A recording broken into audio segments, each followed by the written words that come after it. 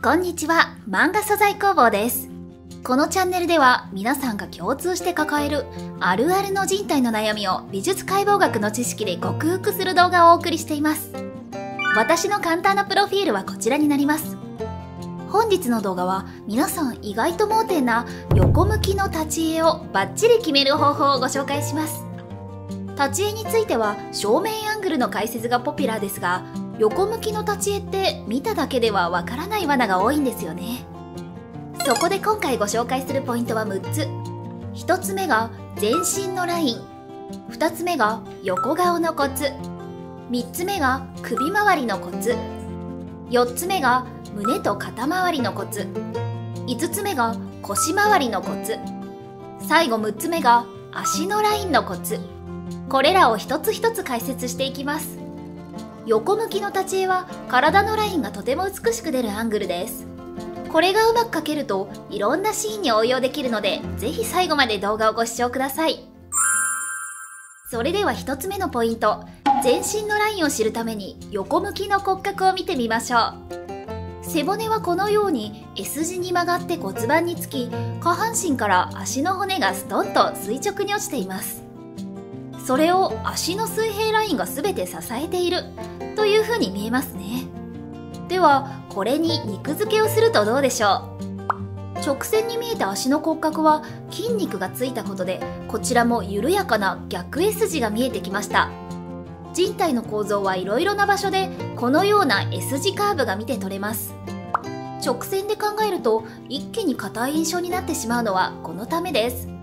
常に緩やかな曲線を意識しましょう。2つ目のポイントに行く前に、なぜ細かいパーツより先に全身の流れを最初に確認したのか、その理由を説明しようと思います。何かを描くときはまず全体の形を意識するのが大事なんです。例えばあなたが迷路にいると想像してほしいのですが、目先のことばかり見ていると目の前は壁で右往左往するばかりですよね。ですが先に全体を俯瞰して考えれば、神の目線で出口への経路が一目でわかるというわけなんです。これは絵を描く時だけでなく、人生のいろんな場面で応用できる考え方なので、何よりも先に全体を考える癖をつけましょう。さあ、それでは全体の印象が見えたところで、頭部から順にそれぞれのパーツを追っていきましょう。2つ目のポイントは横顔。こちらも骨格全体からの考えが大事です。横向きの頭部は正面よりも少し横幅を長く描くとバランスが良くなります。骨格は人種によって形が変わりますが、2次元の絵はだいたいこの後頭部が長めの骨格をモデルに描かれています。頭部に対しこの眼下の部分は横を向くと幅が狭くなっているのがわかります。くれぐれも正面と同じ幅で目を描かないよう注意しましょう。そしてここで気をつけたいのがおでこの存在です。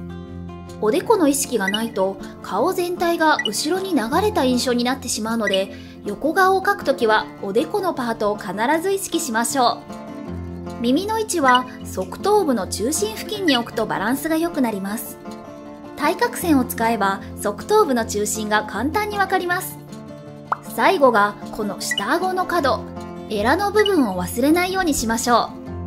2次元の場合、女性や子供は頬の膨らみであまり目立ちませんが、輪郭のラインは顎から耳への直線ではなく、顎からエラを経由して耳へとたどり着くイメージで描きましょう。顔の構造については過去の動画もぜひご参照ください。次に3つ目のポイント、首周りのコツです。首は背骨の先端である頸椎が頭蓋骨とつながっています。頸椎は背中側についていて、正面側のスペースには器官類がついています。首は頸椎の斜めのラインに忠実になるよう斜めに描きましょう。そして全くと言っていいほど知られていないこの舌骨がとても大事なポイントになります。首と顔をきれいにつなげるには、顎から舌骨を経由して鎖骨へつなげるイメージで描きましょう。耳の後ろから鎖骨へと伸びる胸鎖乳突筋、後頭部から鎖骨の両端へケープのように回り込む僧帽筋も忘れずに描きましょう。さあ、まだまだ続きますよ。もし疲れたら一旦お水を飲むなどして深呼吸、リラックスをしてくださいね。4つ目のポイントは胸・肩周りのコツ。皆さん、今すぐ背筋をピーンと伸ばしてみてください。その状態が背骨が S 字になった理想のラインです。胸がしっかりと張られ、上を向きますよね。胸は30度ほど上を向けて描くと美しい見た目になります。そして肩周りを描くには、こちらも全体の骨格を見てみましょう。このように肩の骨格を真上から見ると、両肩は水平ではなく、それぞれ前方へ20度ほど傾いているのがわかります。ですので、横から見た肩はこのように肩の頂点を前へ向け、背中が見えるようにすると、背骨の S 字ラインを美しく見せることができます。そして胸から上腕骨につながる大胸筋のラインもしっかりと意識しましょう。詳細は胸・肩周りの動画で解説していますので、こちらもぜひご参照ください。最初にお話ししたように、全身のラインは曲線です。くれぐれも全てを直線で描かないよう注意しましょう。そして5つ目のポイントが腰とお尻のコツ。こちらも骨格から見ていくと、背骨は体の後ろ側についています。骨格の知識がないと、骨は常に体の中心にあると考えがちですが、しっかりと構造を知った上で肉付けをしましょう。頑丈な胸郭の中には重要な器官である心臓や肺が入り、前面のお腹の空間には胃などの内臓が入ります。ちょっと脆い構造に見えますが、内臓は胸郭の下から恥骨へと伸びる屈強な腹直筋に守られているので安心してください。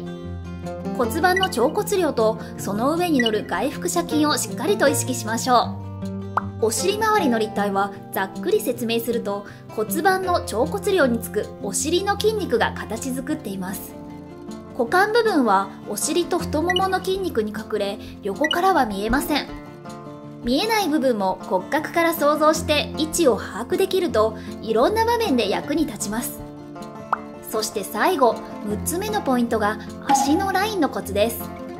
最初に説明したように、足の筋肉は緩やかな逆 S 字のラインを描いています。太ももの部分の大腿は骨を中心にバランスよく筋肉がついていますが、膝から下の下腿は正面がほぼ骨、背面は肉厚なふくらはぎの筋肉です。膝と下腿を後ろに曲げるには大きなパワーが必要なので、このように偏った肉付きをしているんです。骨を中心に前後均等に肉付けした足がいまいち躍動感に欠けるのは、この運動の原理が無視されているためです。そして足を描く際は、足と膝の位置関係に気をつけましょう。膝の真下へ垂直に下ろしたラインがだいたい足の中間に来るとバランスがいいです。膝を基準に位置関係を覚えると、描くたびに前へ後ろへとずれるのを防いでくれます。こうしてざっと全身を見ていくと、骨格と絵のリアリティが密接に関係しているのがよくわかりますよね。さあ、それでは長くなりましたが、今回の動画、全身の横向きを描くコツのまとめに入ります。現在私は個人的な美術解剖学のまとめを月額制のクリエイター支援サービスで有料公開しています。美術解剖学についてもっともっと知りたいという方は、説明欄からぜひチェックしてみてください。今回のポイントをまとめますと、1つ目が全身のライン。人体は背骨の S 字を基軸として曲線で作られています。まずは全体を考える癖をつけましょう。2つ目が横顔のコツ。こちらも頭蓋骨全体を先に考え、細かいパーツの肉付けをしましょう。目は横幅を狭く、耳の位置は側頭部のおよそ中間です。顎からエラを経由し、耳へとつながるラインを意識しましょう。3つ目が首周りのコツ。首は斜めについています。顎から舌骨を経由して鎖骨につながるライン、そして僧帽筋を忘れずに描きましょう。4つ目が肩・胸周りのコツ。胸は上を向き、肩は前方を向いています。背骨の S 字ラインを美しく見せましょう。5つ目が腰回りのコツ。背骨は体の中心ではなく背中側にあります。腹直筋と外腹斜筋、胸郭と骨盤をしっかり意識しましょう。最後6つ目が足のラインのコツ。大腿と下腿は肉付きが違います。緩やかな逆 S 字を意識しましょう。膝と足の位置関係をしっかり頭に入れましょう。この6つを意識すれば、横向きの全身図が飛躍的にレベルアップするはずです。ぜひ取り入れてみてください。このようにこのチャンネルでは、あるあるの人体の悩みを美術解剖学の知識で解消する動画を公開しています。今回の動画がお役に立ちましたら、ぜひチャンネル登録とLIKEボタンを押していただけるととても嬉しいです。Twitter と Pixiv では無料の画像解説を随時公開していますので、ご興味のある方はそちらもぜひフォローしてください。それでは最後までご視聴いただきありがとうございました。また次の動画でお会いしましょう。